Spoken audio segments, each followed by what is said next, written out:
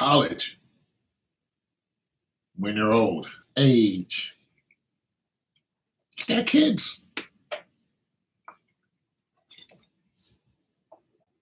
You got kids who, are in like middle school, high school.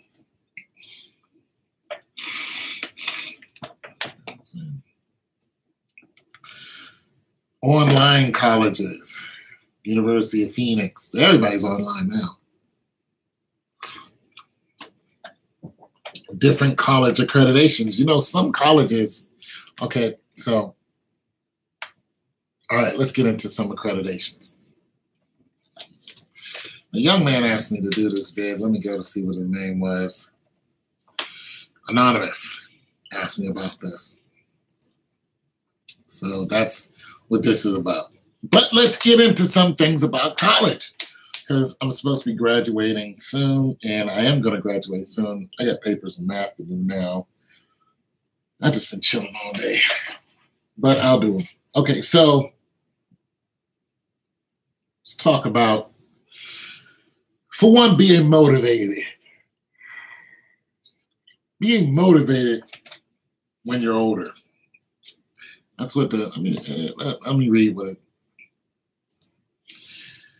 Hey, Tone, I've noticed some of your videos. You've mentioned being in college. I'm also back in college. That's another thing. Most people go back to college. Working on a bachelor's degree. Congratulations. For just getting the motivation to get back there and finding the need. There must have been a need to make you go back. Would you mind making a video on staying motivated? And he goes on to write more. Now, for one, you're going to have a lot of things that are going to be against your time. Is going to be the biggest one. Family, work and all that. All that is under the context of time. You got to have the time and find the time to be able to get into school and then study and all of that. Now, once you do organize your schedule, your work schedule, schedule of your, spouse, girlfriend, boyfriend, kid, dog and pet hamster and all that other stuff, that your normal routine. And once you do find the time, you have to make sure those things or those people are out of your way so you can study. So whenever you have a project, you usually got to put a couple hours into it. That's just it. You have to study, you have to read, you have to do research. Like I have papers to do, they're all research papers. APA style. You can't just write them any old kind of way. They have to be in a certain formula in order for the teacher to give you, so much credit. But that's college. You just can't write it in the old kind of way. APA style, MLA style papers. If you don't know what APA style is, just go ahead and look it up. And you'll find that there's a lot that goes into APA style papers, but it's like riding a bike. Once you do one, you just drill right through it. Not unless you have different references that you're using. That's when the APA gets hard. Other than that, it's the normal thing. Your headers, it's normal. Your page, the way you set up your page, that's normal. So many spaces. That's all usually normal. Word usually does that for you. And then, of course, you put in, your words, your numbers and all that, your heading, page break, go to the next page, indent, start your paragraph. But if a teacher says they want a summary, then, it has to be drawn out like a summary. Some teachers may say, I want you to do an appendix. So you have to have a whole appendix and then get into your paper. So it depends on what the teacher wants and what it's for. A teacher just may say, hey, I just want you to write a 4-page paper that you already know is APA style. But it's a research paper. And then they say, here's a topic I want you to talk about. Marcy went to the store and bought 3 hamburgers, and Gerald went to the store and bought 3 hot dogs. But the hot dogs were bad, so Gerald had to go back to the store Talk about the problems. Talk about what could he run into. Talk about why the hot dogs were bad. Just give a scenario, and you can draw that all out. Now that doesn't necessarily mean it's a research paper. There's a lot of opinion, but if a teacher tells you to do that, it's a good chance you want to throw in, okay, this article had this, and this is what happened, and then tie in a reference to it.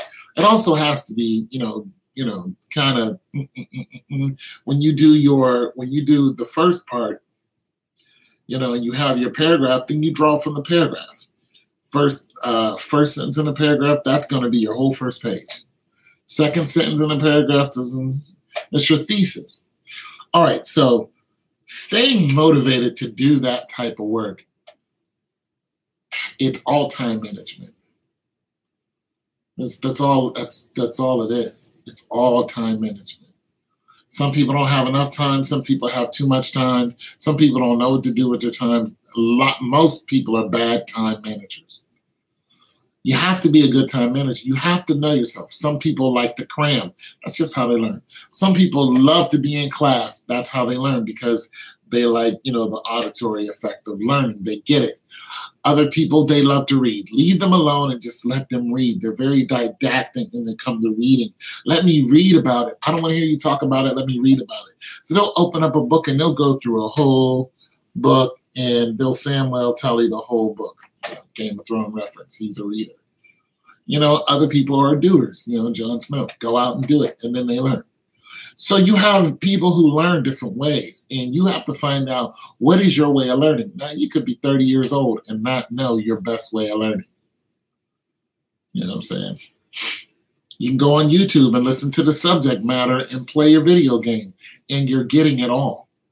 You could be one of those people who can do 3 things at once.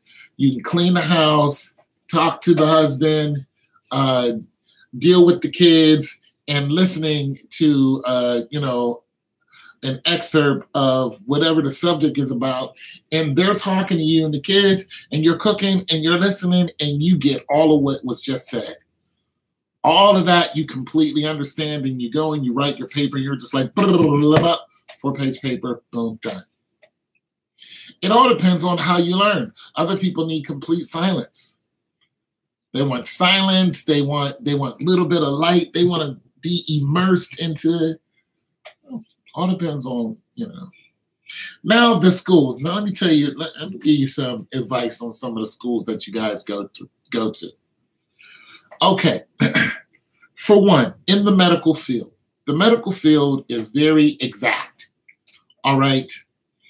And when I say that, I mean they're like, listen, there are certain schools that you can't go to that we're going to accept their accreditation. And that's just that. And the schools know it. So I was thinking about being an occupational therapist. I was looking into that. There were schools who were offering occupational therapy, but I start calling to, just different schools. And some of the schools are saying, those schools are not accredited, or they have a different accreditation.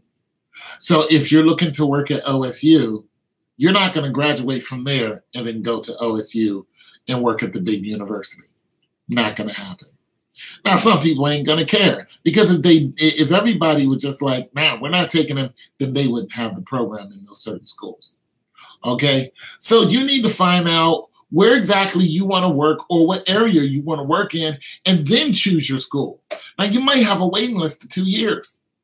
You might have to do something else, you know what I'm saying? And be like, I'm not going to be that. There's art therapy, there's music therapy. You got to find out if those people are looking for people in those jobs. You could be a music therapist, but are people looking for that? Because if it's not a hot topic, you don't want to go somewhere and then land and people are like, nobody cares about music therapy. Nobody cares about art therapy. Are you a physical therapist? Are you an occupational therapist? That's what we're looking for. We're not looking for somebody to sit down and draw and talk about our feelings. That's not what we want to do. We don't want to play the piano and talk about the war that we just been through in Afghanistan. That's not helping us. If That's just real. Then you have 8 schools who have those certain programs. That's within the country, and one of them is actually outside of the country. One is in Canada. So you're just like, wait, what? Wait, what happened? Because I was looking at being a,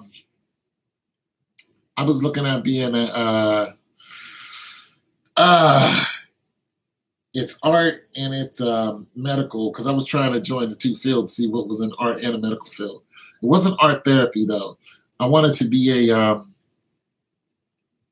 I forgot what it's called, but basically where you're an illustrator. You know, whatever you're drawing is like you're drawing the bones, you're drawing the muscles and stuff. So I wanted to do that, but there's only 8 schools that have that, and they have high math aptitudes. I'm not very good at math. I was just like, what? You got to be kidding me. Only 8 schools. There's only 7 in the U.S. and there's 1 in Canada. I was like, dang, and there's a waiting list. So once I start calling around about all these professions I thought I was not qualified for, but I wanted to qualify myself for, you just find out that not every school in America has those programs. There's only very few schools that have them. There's a waiting list for them, and the accreditation is different. So you have to do your research when you choose a program that you're trying to get into.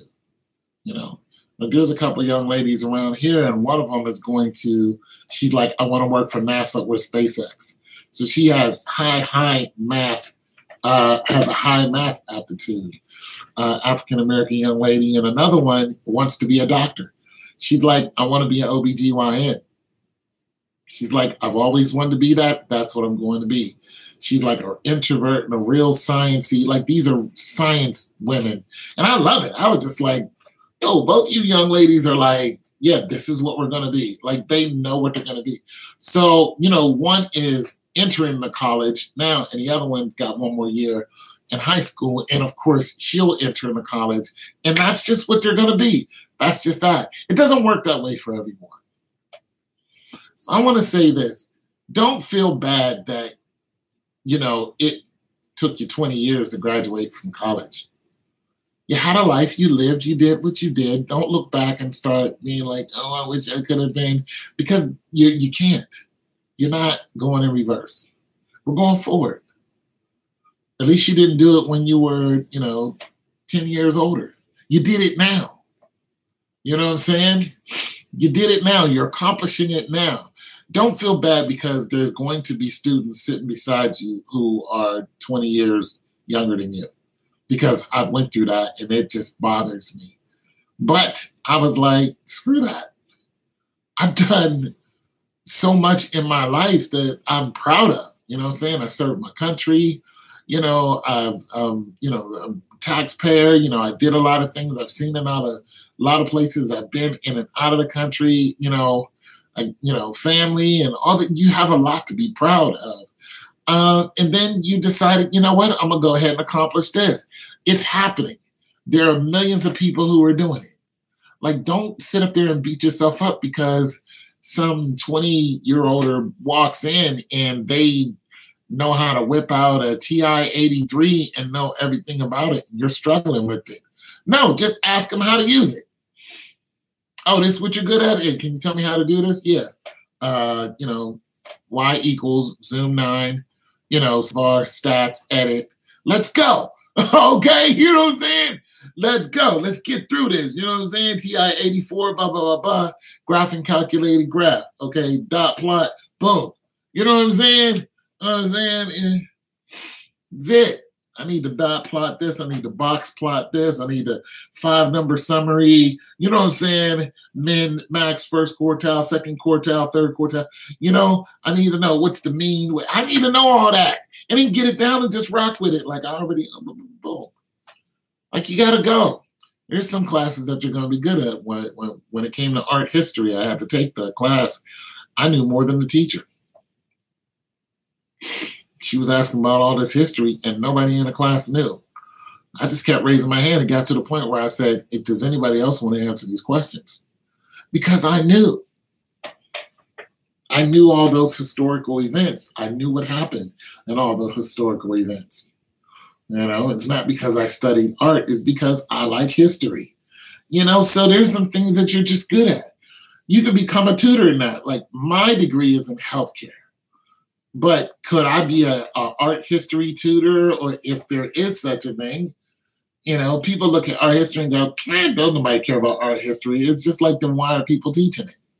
Somebody cares about it. It's in the curriculum. There are people getting degrees and master's degrees in it and doctorate's degrees in it. I mean, somebody cares somewhere. Those people are employed. There's a need for it. It may not be as strenuous as being, a medical doctor, but not everybody is cut out to do that. And then you're going, oh, he's a medical doctor or she's a medical doctor. She's so much smart. No, they're not. They're good at being what they are. You're good at what you are. If everyone was a medical doctor, then no one would be a historian. No one would be a mathematician. No one would be an architect. No one would be a singer. You know what I'm saying? There are people who have master's degrees in music. They're doctorates in music. We need those people. So don't think that somebody is more valuable than you because their mental capacity to handle a certain subject is a lot better than yours at that subject. It's just like, no. The world, has need for people in different areas, and we all make one. That's just how it is. And sometimes people make new, so we need inventors, we need people to invent medical stuff to help people. We need people, we need biologists. We need those people. We need people who know how to split cells and, know about neutrons and ions and every other on. Stuff I don't know about, but I'm fascinated with, And that's another thing. If you're in school right now, and I really I'm in school for health administration. I'm not going to be a doctor. I'm not. I don't have the mental capacity for it, and I don't have the time to want to. I don't want to put time towards that type of degree. And I don't want to operate on people. But I'm fascinated with the human body. And I know a good deal about it. But to the point to where doctors know, and they start talking about the 4 layers of the skin and what's in the skin and, and cell reproduction and oocytes and all that other meiosis, stuff like that. Oh, it gets deep. Yeah, mitosis and all those things and what the egg is doing and all this good stuff, but that's what they're good at. So if I did head in the medical realm, it wouldn't be to become a doctor. It would probably be in biology, which I'm actually thinking about getting a degree in. Why? Because I'm not bad at it. I'm pretty decent when it comes to biology. It interests me. So I might get a biology degree, just to get one, just to say, well, but it doesn't mean I'm going to be a biologist. I just might get a biology degree because I like biology. So I'm saying, get a degree in something that you like, something that you're going to use, something that's going to feed your family. If your job, I know a young lady who is a teacher and, she has a 4-year degree and a certificate. And then she decided, you know what? They told me they'd pay for my master's degree. What do you think? She actually asked me this. And I was like, well, I would get it if I were you. They're paying for it. You're smart. You have plenty of time, even though you have a family. You have time. It's not like your kids are, you have a couple teenagers. They're pretty much on their own. And you got, a husband at home who's can take care of stuff. So why not get it and, boost up yourself, get that extra dough. And it took her up about $15,000, right after she was done. Now she has a master's degree and it jumped up to $50,000, $60,000. Boom. You know what I'm saying? So stay motivated, but don't be motivated just running around here with a chicken, like a chicken with your head cut off. I'm just motivated. I'm so motivated. I'm motivated. Look at me. They're like, what are you motivated about? I have no idea. I just woke up motivated and all that energy went to nowhere. No, have an angle. You know what I'm saying? You want to be you want to be some type of, you want to be a lawyer? Boom, get your 4-year degree. Know what law school that you're already looking at. What kind of lawyer you want to be. Don't be a McNally, even though he was a genius. But just know what you want to do.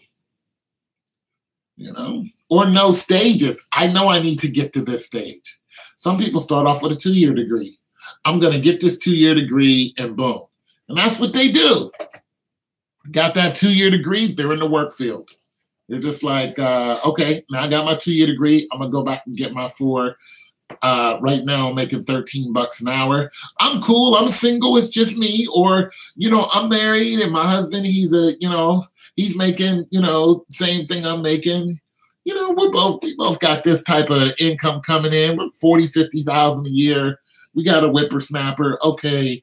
But I know that we can jump that up to 75,000 a year if one of us goes and gets a 4-year degree, and then the other one goes and gets their 4-year degree. We're not going to do it at the same time. So then you boom, jumped the monkey, and boom. Next thing you know, you got your 4-year. 2 years later, you got your 4-year degree. Boom, your 13 went to 26. Now you guys are sitting at 70,000 a year collectively, and then your husband turns around and does the same thing. Like, okay, it's your turn. And you're taking all the you got a new job, you're still rocking, and you don't go, well, I make more money than you. You don't do no stupid stuff like that. You're like, okay, now I'm making this money. I'm gonna bring old dude up. He let me go first. Big ups. Boom, now I'm making my money. We acclimated the kids to, over here, and you worked it out. Now I'm gonna make sure, old dude is straight up, and next thing you know, boom, 2 years later, he graduates. Both of y'all got 4-year degrees. You know what I'm saying? Now the income is at 100,000. You're both making 50 each before tax. You know what I'm saying? So you got rid of the V-dub and bought a new V-dub. Gotta love the V-dubs. Okay. Gotta have Volkswagen. All right. Don't fake the funk or the nasty dunk. Get some Volkswagen. Not unless you got a new V-dub, but now instead of just you got a new V-dub, old V-dub and an old Honda, now you got, you still got the old V-dub and the old Honda. Now you got a newer V-dub. Okay. Okay. And then he went out and bought himself a, you know what I'm saying, a nicer Honda. Now you guys are doing good. Get rid of the 2 old cars or keep them, whatever. And you move from an apartment to a house. Your expenses change, though. You find out that, what, maybe we don't want to do that. Maybe we want to stay in a, 2-bedroom apartment, $900 a month.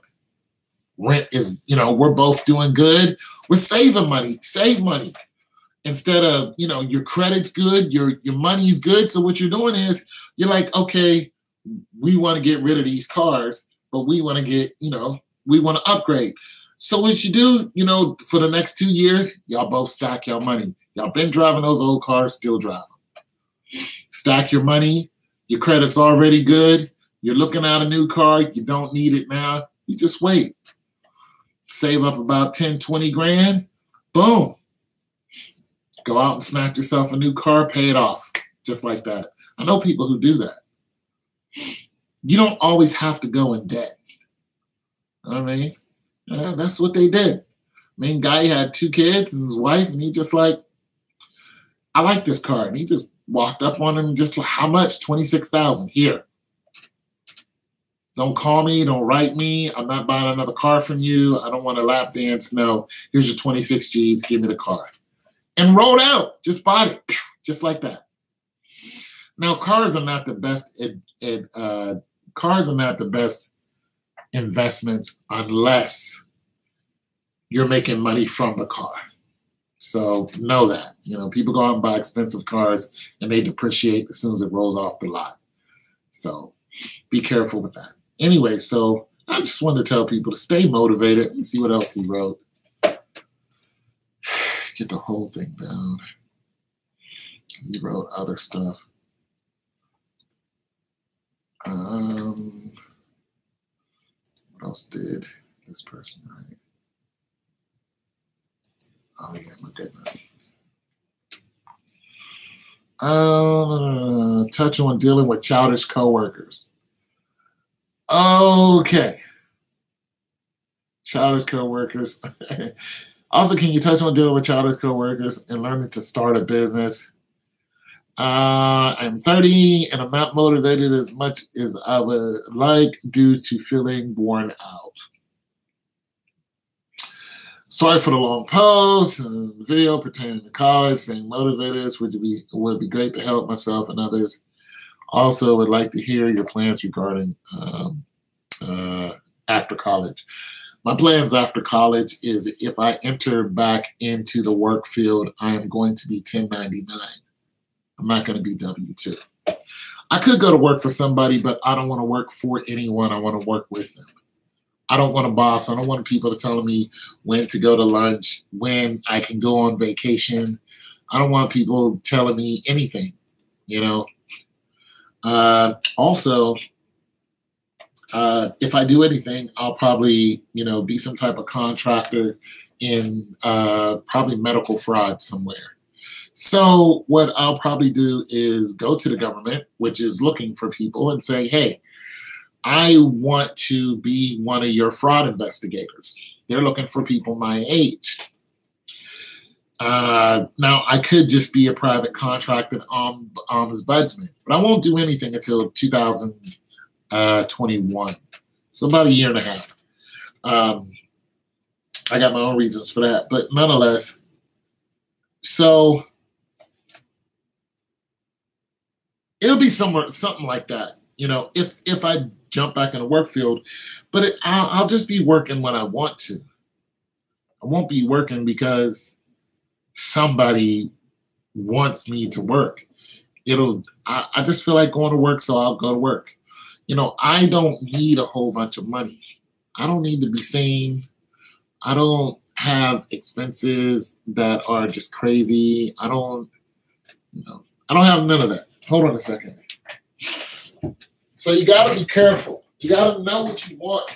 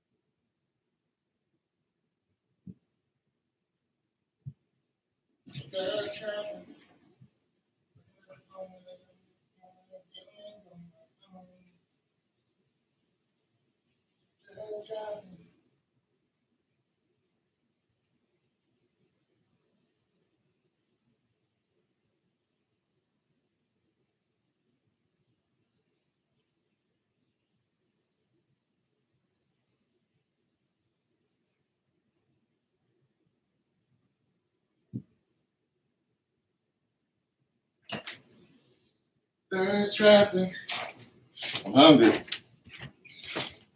All right, so all right, so yeah, anyways, so I'll probably be an investigator. All right, so dealing with childish coworkers. Listen, man, I'm gonna tell you something.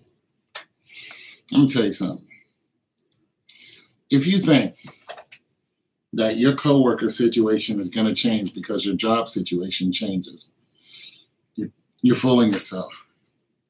There's always going to be somebody who doesn't like you and you don't like. That's just the way it is. Some things will never change. Bruce Hornsby. Big ups, Bruce. Now, the one thing that can change is how you deal with it. That's it. How do you deal with these people? Most of the time, you got to set them straight in some kind of way. Now, there are aggressive ways to deal with people, and there are passive-aggressive ways to deal with people. And then there's just passive. There's avoiding them, and there's avoidance. One of the ways I would deal with somebody who I knew when I get into work that they're going to mess with me is I would either tell them, don't mess with me, but that would usually be after a while because I don't like confrontation. And or I would try my best to deal with them as little as possible to make sure they know I don't want to deal with you. What's wrong with chair here? I'd be like, I don't want to deal with you. If I have to talk to you, I'll talk to you a little and keep going. Other than that, you don't like me, I don't like you. Let's just keep going. And get work done and get money. Because that's what it is. You're not at your job for people to like you. You want everybody to like you, you're fighting a losing battle. You're not there for everybody to like you, but you're not there to make people not like you. If people want to accept you for who you are, you accept them. If they don't, you don't go, why don't you like me? You're like, well, you obviously don't like me. I don't know why. But we have to work together. So let's get money and keep moving. Okay, thanks, bye. That's it. But I've been on jobs where people want to fight me just for showing up. Literally. I've had that happen to me all my life, where people want to go at it with me for reasons I don't even know. I just show up and people want to fight. I'm like, what did I do? So it's just ways of dealing with it. Now, you can choose to ignore that person. But if you work with them, it's not always advantageous for you to ignore them because they're just going to tell the supervisor and things just going to roll downhill. Sometimes it's best to just talk to the supervisor and get them, together and be like, hey, I don't know what the problem is this time.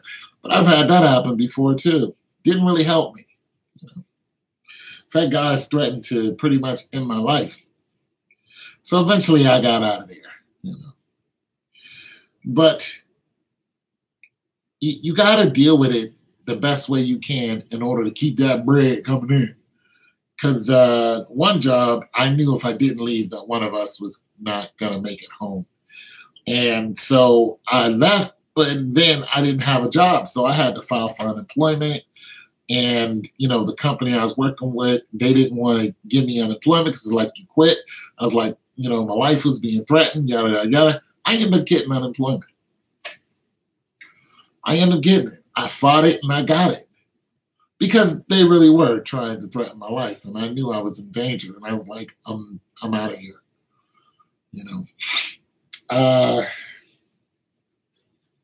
Hopefully things are not that extreme for you. But yeah. Anyways, I'm out, man. You guys take it easy.